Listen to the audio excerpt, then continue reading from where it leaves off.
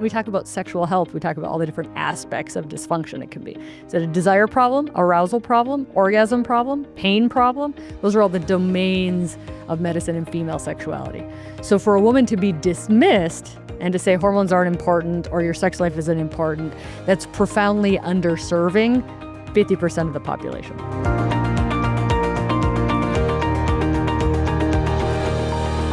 Welcome to Thriving in Menopause, brought to you by Prevention Magazine. I'm Zoe Meunier, the editor of Prevention. Today, we're thrilled to be joined by someone who's changing the global conversation around women's sexual health, Dr. Kelly Casperson.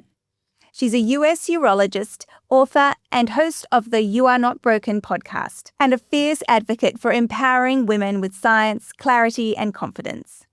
If you've ever wondered why libido changes, what's really happening to your hormones, how to feel more connected to your body, or how to reclaim pleasure and joy in midlife, Dr. Kelly has a way of distilling information that's equal parts practical, compassionate, and totally myth-busting. So settle in. This is one of those conversations that leaves you feeling seen, informed, and genuinely excited about this stage of life. Dr. Casperson, thank you so much for joining us today. Thanks for having me. Okay, so you're a urologist who has now become a leading voice in women's sexual well-being. What pulled you into this space originally? Yeah, it's a great question. Half boredom, half inspiration. So I'm a urologist. For people who don't know, that is a surgical subspecialist of the genital urinary system. So starting at the top, adrenal glands, kidneys, ureter, bladder, urethra, scrotum, penis, vulva, all the genital urinary structures. And so I was about 7 years in practice, and you get pretty good at your career after a certain point. I actually had a mentor say, watch out for the 7-year itch. And I was like, well, here I am, and profoundly bored by just treating urinary tract infections over and over and over again. And I had a patient in my office that I was actually loved her very much. I was very bonded. So this was not a stranger crying. This was somebody I loved profoundly. And she came to me with some sexual health concerns. And as I'm handing her the box of Kleenex, I realize I don't know how to help her. But wait, I'm a urologist who takes care of the men. We give them testosterone and Viagra when they come in with their sexual health concerns. I was told gynecologists were taking care of the women. And don't worry, women they take too long and they're too complicated anyways. That's what I was told in training. So as I'm handing her the box of Kleenex, I'm thinking, are we too complicated? Do we know nothing? Are the gynecologists taking care of us?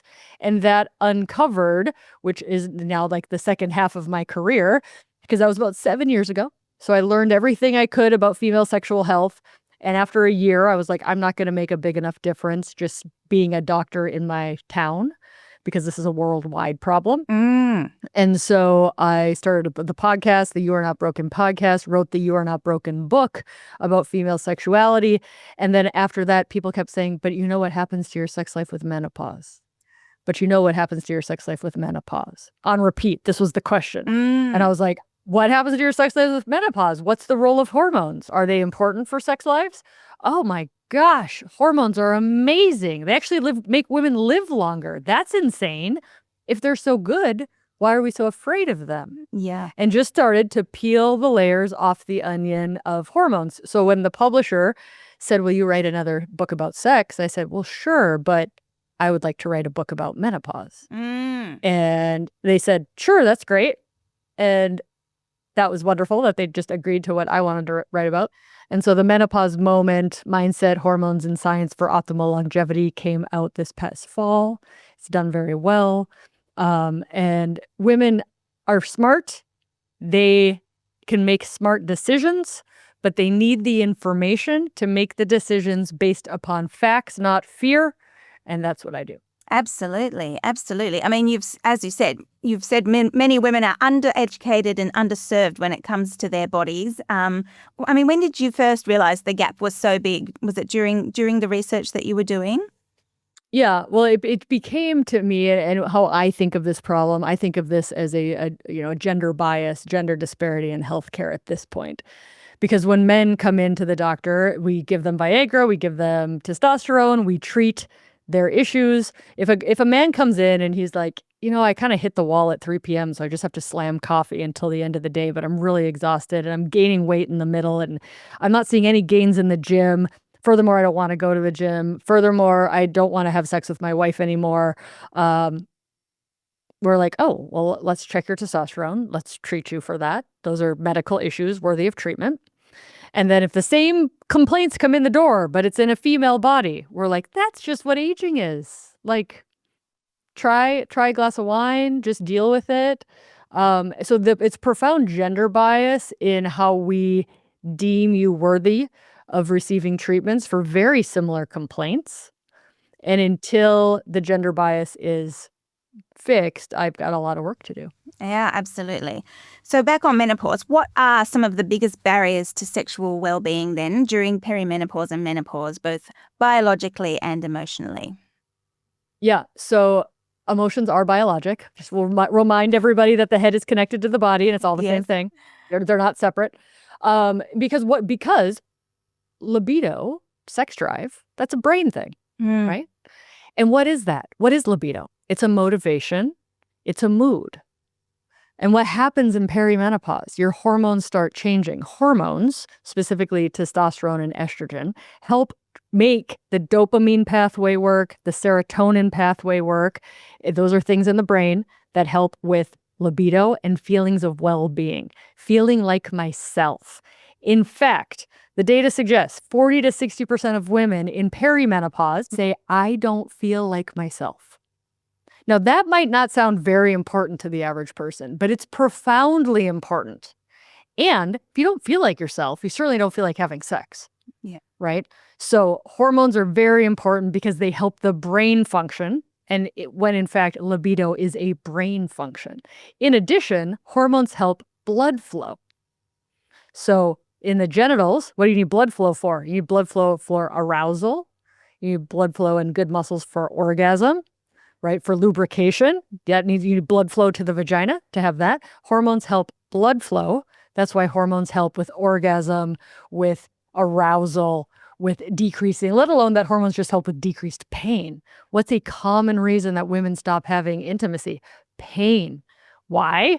Because when hormones go down, the skin gets thinned. It can't lubricate as well. It doesn't stretch as well. We don't have collagen. We don't have good blood flow, right? So it's not as elastic. So sex hurts. Many women stop being intimate because of the pain.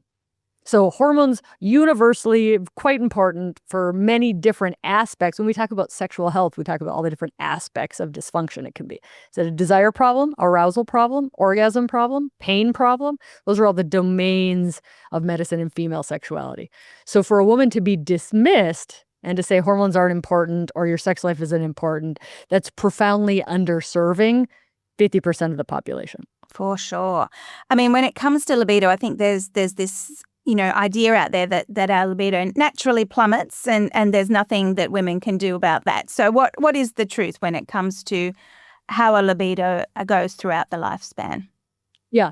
Well, so first thing that people need to understand is libido is very complex. That doesn't mean we can't understand it. It just means if you're looking for a quick 30-second fix, that's not how sex med works, right? We actually have quite long appointments because sex is many things influence sex, right? So things in our life influence libido: stress, poor sleep, ill health, relationship issues. How society views women. Are you deemed worthy of being sexually attractive? Do you match the ideologic standard? Right? There's so many things that affect libido in addition to blood flow, dopamine, testosterone, estrogen. Testosterone gets stereotyped as the libido hormone. There's many women, they throw on an estrogen patch and they're like, whoa, humans are good looking again. I'm good. Right. So estrogen does have data for libido as well. So to stereotype or oversimplify libido is just one hormone. No, you don't understand libido then if you think it's just one thing. It's complex, but I would argue that's what makes sex so amazing is the complexity of it and how many different things have to be working well to have a sustained, enjoyable sex life through all of our decades. Yeah, for sure. I mean, desire is something that you've spoken about a lot, the separating of spontaneous versus responsive desire. So for midlife women feeling a bit broken, how do you explain this in a way that feels hopeful? Yeah. So there's two different types of desire. And what we have to understand is the the sexual response cycle is this really linear line created in the 1950s by Masters and Johnson and Kinney and these researchers who by and large were like, this is how men have sex, right? So what we did is we said, this is how humans have sex. That's not true, right? People have different sexual responses. So Rosemary Basson came out with the female sexual response cycle, which lots of things can make us interested in sex. Lots of things can make us not interested in sex. So again, complicated, but that doesn't mean it's difficult. So if you break down desire into two variations, you have spontaneous and responsive. Spontaneous is what Hollywood tells you sex should be like, what music tells you sex should be like. It should be spontaneous, never planned, hot for you, like ready to go all the time. That's new relationship energy, right? New relationship energy actually is like crazy brain neurochemistry, where the brain is like, I don't care about work. I don't care about the world's problems. I just discovered you and you are crack to my brain, right? New relationship energy wears off around 1 year. This is brain. Brain's like, yep, I got it. I got what this story's about. This is now more of a comfortable routine, because we crave spontaneity and newness as much as we crave routine, similarity, comfort, not being surprised all the time, not being uncertain all the time, right? So brains crave both of these things. And when we stay in a relationship, we're trading one for the other unless you purposefully create that in your life. And the classic book for this is Mating in Captivity by Esther Perel. Fantastic. My clinic has a book club. So tomorrow we're actually doing the book club, Mating in Captivity by Esther Perel, because a lot of people in my clinic are in long-term relationships. Yeah. So that's spontaneous desire. Responsive desire is, listen, I was chilling on the couch. I was thinking about work. I was, cleaning up in the kitchen after. I was not thinking about sex spontaneously, but somebody proposed an idea, or I just started being in a sexual event. I went to bed. I thought sexy thoughts. I maybe got a vibrator. Maybe I got a massage. I'm putting myself in a sexual context. Yeah. Oh, now I want to have sex. Yeah. Shocker. Right. And here's where we get wrong. So many people think all that exists is spontaneous desire.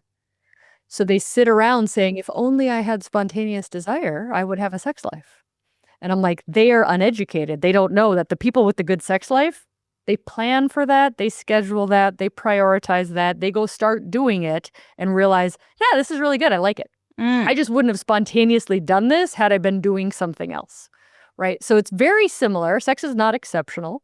Sex is very similar to eating well and exercising well. What do I mean by that? If I sat around waiting for spontaneous desire to go lift weights, I might be waiting a very long time, right? Versus I want weights in my life. I want to prioritize a life that has fitness in it.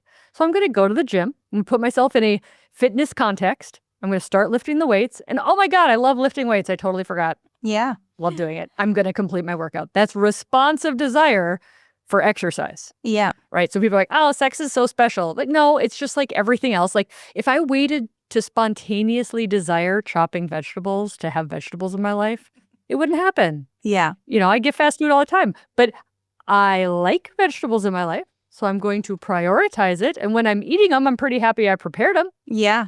But I didn't have spontaneous desire to just get up and do that. Right. So that's how I get people to think about it. Yeah. Like, oh, you talk about sex like it's just some other thing. Yeah, because it's just some other thing. We just didn't get sex education, so we don't know the things. Absolutely. Put it in the diary, people. So, when it comes to vaginal health and pelvic floor health, what role do they play in desire and pleasure? And how can women sort of support both of these to help them? Yeah, well, if anything hurts, you never desire it. That's a no-brainer, right? Like you do not want to hit your thumb with a hammer. It hurts. So you're not going to do it, right? So if sex hurts, you can't desire it. Women come in, they're like, I have 2 problems. I have no desire and I have pain with sex. No, you have 1 problem. You have pain with sex. You're never going to desire pain with sex. Same with pelvic floor issues, common ones, bulge, vaginal prolapse, or bladder leakage, called incontinence. If you're worried that your pelvic health, or you might leak bladder urine a little bit, if you're worried about that, you're not going to be able to let yourself go and truly enjoy the pleasure of sex. So vaginal estrogen helps bladder health, it helps vaginal health, it helps sexual health.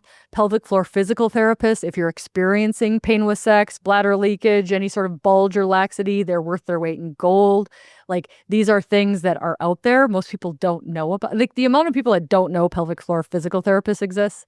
Whenever I talk about it, the pelvic floor physical therapists are like, "Thank you so much for talking about it." But I'm like, these people work miracles. They help pelvises function again. You've got to know that they exist, and they're lovely. So vaginal estrogen, pelvic floor physical therapy. Pain is never normal.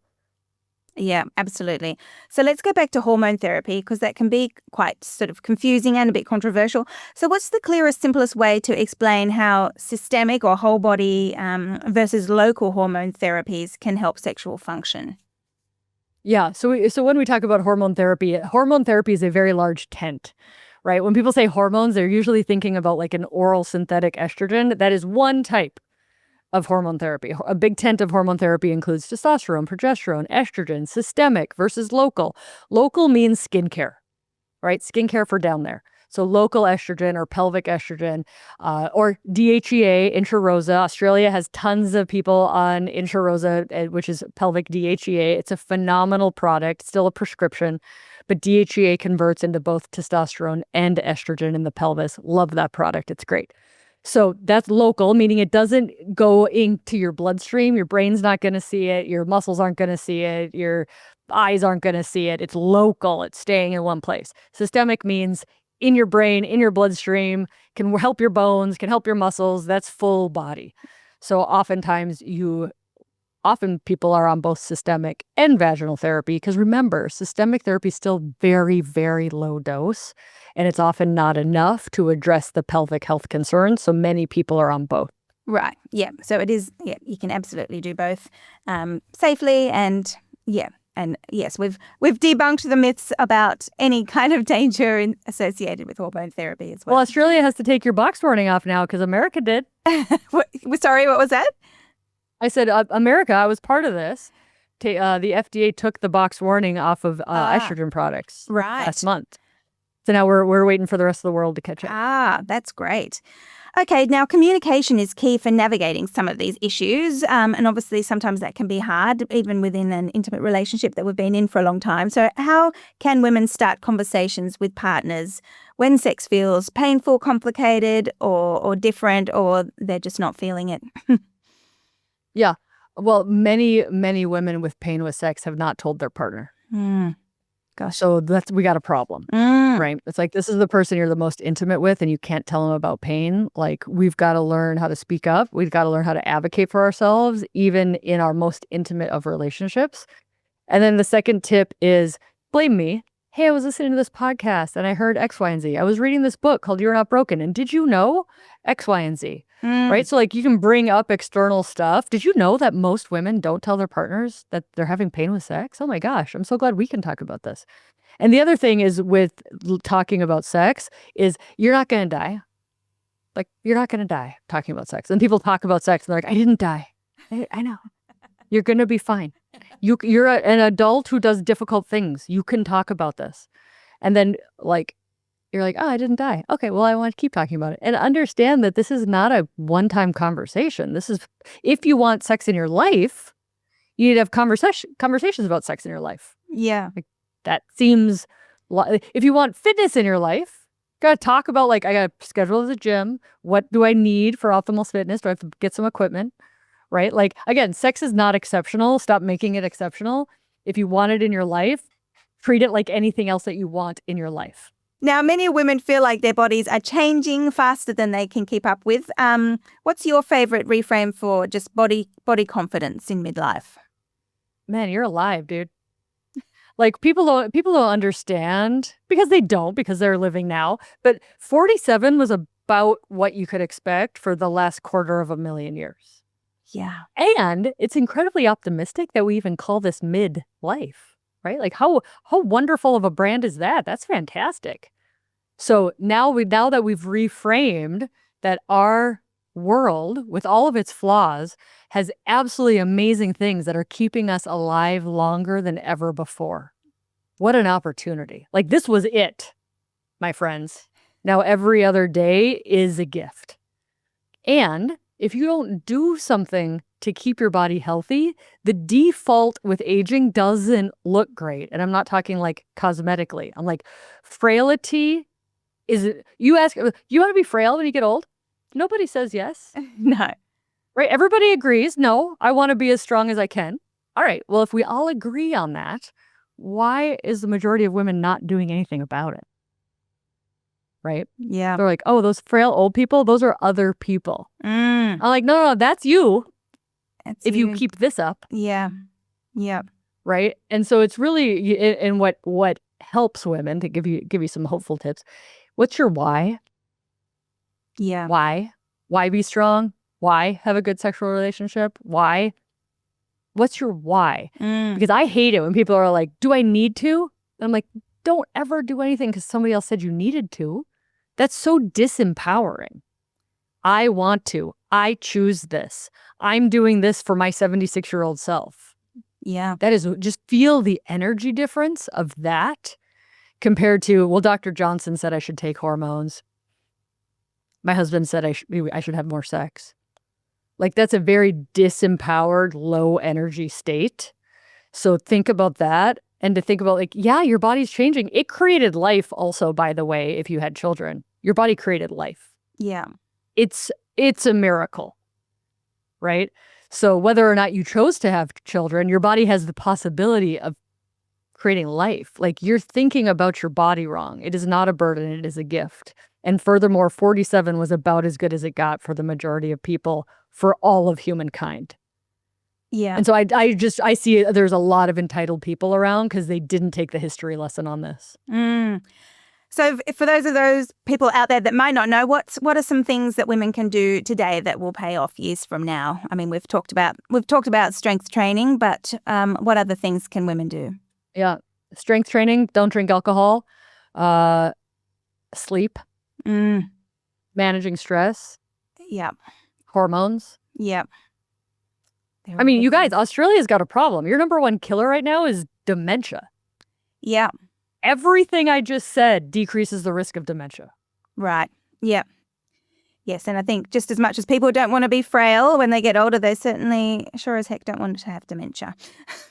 So yeah, absolutely. That's a good why right there. Absolutely. Mm-hmm. So I guess, what does thriving in menopause mean to you? Physically, sexually, emotionally?